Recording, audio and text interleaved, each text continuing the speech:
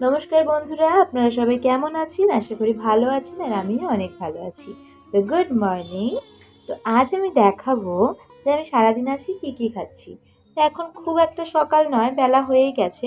তো এই যে একটা ছোট বান রুটি নিয়েছি, একটা আম নিয়েছি আর চা নিয়েছি। আর এই কেক না সরি, রুটিটা না বেশ কেকের মতো খেতে। আর এইভাবে সাজিয়ে গুছিয়ে নিয়েছি, ভাববেন না যেটা আমি খাবার জন্য নিয়েছি। এটা হচ্ছে মহারাজ খাবে।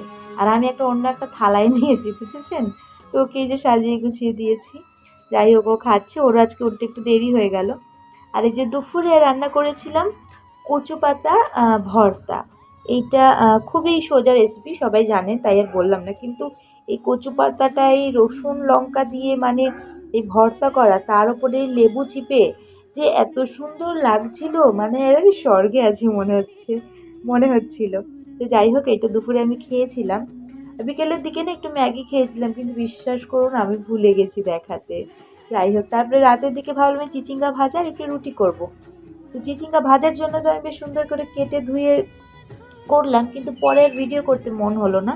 এতটুকুই ভিডিও আমি করতে পেরেছি। ওই ক্যামেরা ধরে কড়াইয়ের পাশে নিয়ে আমার আর ভালো লাগেনি বন্ধু। এই যে চিচিঙ্গাটা ভাজা করে নিয়েছিলাম সুন্দর করে পেঁয়াজ লঙ্কা দিয়ে, আর এই যে রুটি করেছি। রুটি দুটো নিয়েছি, তার কারণ দেখতেই পাচ্ছেন পাশে আছে শেজওয়ান ফ্রাইড রাইস।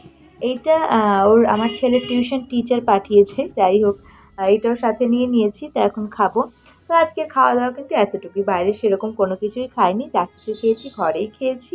আর দেখালামই তো আপনাদেরকে, খুবই সিম্পল। ভিডিও ভালো লাগলে পাশে থাকবেন। আজকের মতো এতটুকুই। জয় রাধে।